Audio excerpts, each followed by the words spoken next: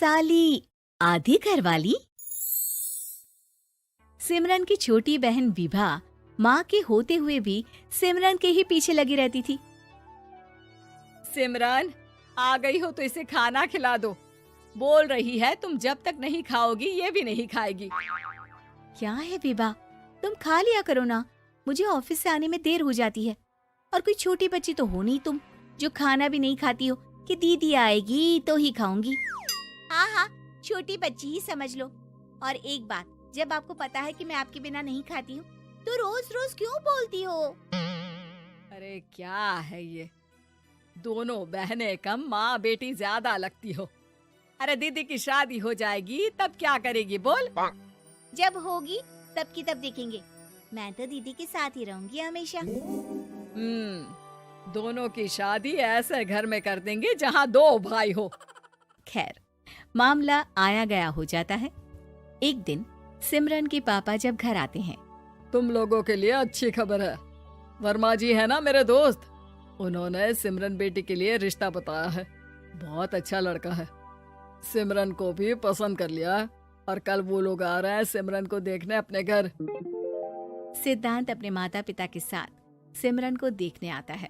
उसे सिमरन अच्छी लगती है और शादी तय हो जाती है। सिद्धांत की माँ कहती है, अब तो हम लोग ले जाएंगे जल्द ही अपनी सिमरन को यहाँ से। अरे हाँ हाँ, क्यों नहीं, आपकी ही है अब तो हमारी बेटी। दूर खड़ी विभा सब सुन रही होती है। अब तो दीदी की शादी हो जाएगी, फिर तो वो चली जाएंगी। दीदी के बिना मैं कैसे रहूंगी? कुछ न कुछ तो करना ही होगा जिससे दीदी की शादी ही ना हो।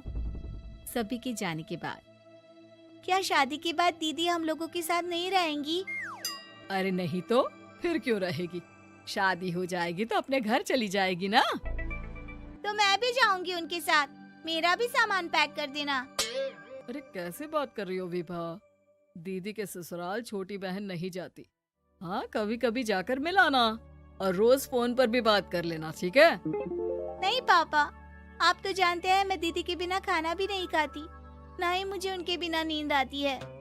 सिमरन बहन की बात सुनकर इमोशनल हो जाती है। अगले दिन से विभा खाना खाना छोड़ देती है। लोगों के लाख समझाने के बाद भी विभा ना खाती है ना ही सोती है। अंत में हार मानकर सिमरन सिद्धांत से मिलती है। सिद्धांत, मेरे मम्मी पापा ने बचपन से ही विभा और मुझे साथ रखा। वो मुझसे बहुत जुड़ी है। मुझे उसकी टेंशन रहेगी शादी के बाद, क्योंकि वो मेरे बिना नहीं रह सकती है। अरे ये तो छोटी सी बात है, वो हम लोगों के साथ हमारे घर में रह सकती है। जब उसकी अकल आ जाएगी या वो समझ जाएगी कि तुम्हारा घर वो नहीं बल्कि ये है, तो हम उसे घर छोड़ आएंगे, ठीक है? सिमरन खुश हो जाती है क्योंकि वो यही चाहती थी। वो माँ पिता से बात कर लेती है। अरे कैसी बात कर रही हो सिमरन, भला बेटी के ससुराल में हम छोटी बहन को कैसे भेज दे, जमाना क्या कहेगा? अरे तू पागल हो गया है, मना कर दे। इस शादी में इन लोगों का तो ये चलता ही रहेगा, कभी बहन यहाँ आ रही है, कभी वो बहन के पास जा रही है। अरे शादी हो रही है, कोई मजाक थोड़ी ना हो रहा है ना बाबा ना।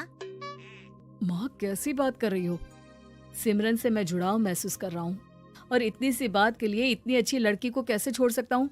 सिद्धांत की भी जिद होती है कि वो सिर्फ सिमरन से ही शादी करेगा, और होता भी वैसा ही है। सिद्धांत और सिमरन की शादी हो जाती है और दहेज में आ जाती है विभा। शादी के बाद बुआ सास कहती है, अरे माँ ना, साली आधी घर वाली होती है, लेकिन ये क्या, तुम तो उसे घर ही ले आए। तभी चाची कहती है, सिद्धांत को तो हम लोगों ने सीधा समझा था, लेकिन सबसे तेज तो यही निकला। अरे देखो कैसे दहेज तो नहीं लिया, लेकिन साली पर कब्जा कर लिया। सिद्धांत ने इस और तो सोचा ही नहीं था, लोग उन लोगों के बारे में ऐसी भी बात करेंगे। वो वहाँ से चला जाता है और चुपचाप अपने कमरे में लेट जाता है। क्या हुआ सिद्धांत, तुम अचानक से परेशान हो गए, कोई बात है क्या? अरे नहीं नहीं, वो थक गया था ना, शादी की सारी तैयारी और रस्मों के बीच, सोच रहा हूँ थोड़ा आराम कर लूं। हाँ ठीक है, आप लेट जाइए, मैं विभा का बेड लगा देती हूँ जमीन पर। क्या? वो यहाँ सोएगी? हाँ, बताया तो था कि उसे नींद नहीं आती मेरे बिना। तो तुम आराम से लेटो ऊपर, हम लोग नीचे बिछा लेते हैं। अरे नहीं नहीं, तुम दोनों आराम से लेटो ऊपर, मैं माँ पापा के रूम में जा रहा हूँ। सिद्धांत वहाँ से दूसरे कमरे में चला जाता है, जहाँ सिद्धांत के पिता उससे कहते हैं, क्या बात है बेटा, तू उस कमरे में क्यों नहीं सो रहा?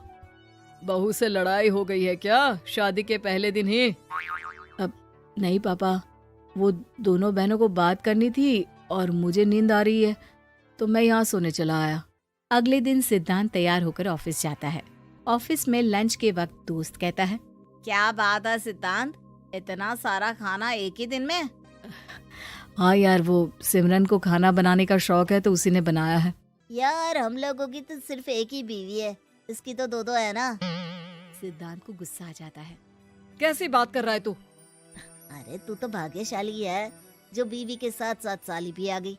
अरे साली लोगों की तो आधी घरवाली होती है, तुझे तो पूरी की पूरी मिल गई। सिद्धांत का पारा अब 7वें आसमान में पहुंच जाता है। वो खड़ा होकर उस लड़के से लड़ने लगता है।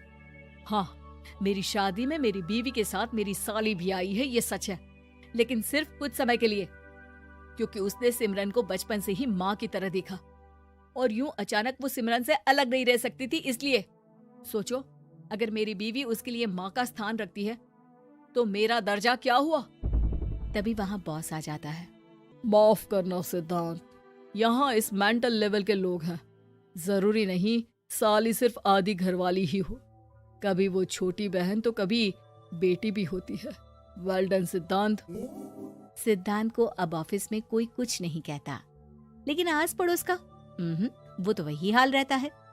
सिद्धांत ऑफिस से घर की ओर आ रहा होता है कि रास्ते में उसे अपनी कॉलोनी का दोस्त मिल जाता है। क्या बात है, चेहरे की चमक बता रही है, शादी से बड़ा खुश है तू, क्यों? हाँ यार, अच्छी लड़की और अच्छा परिवार मिलना कहाँ होता है जल्दी आजकल। यार हमें भी दिला देना ऐसा परिवार जहाँ एक के साथ एक फ्री की स्कीम चल रही हो। सिद्धांत को फिर गुस्सा आ जाता है। वो दोस्त को मारने के लिए हाथ उठाता ही है कि वहाँ विभा आ जाती है। अरे जीजू, रहने दीजिए ना, ये लोग नहीं समझेंगे कि इंसानियत क्या होती है। ये सच है कि दीदी से कैसे दूर रहना, ये मुझे पता नहीं था। आपने मुझे दीदी के पास रहने का मौका देकर ये समझने का मौका दिया कि लड़की का असली घर उसका ससुराल होता है। मैं समझ चुकी हूँ, मैं जा रही हूँ जीजू, लेकिन मैं खुश हूँ कि आपने मुझे अपनी छोटी बहन समझा। सभी उन लोगों को देखकर ताली बजाने लगते हैं। विभा अपने घर चली जाती है और सिद्धांत खुशी खुशी सिमरन के साथ रहने लगता है।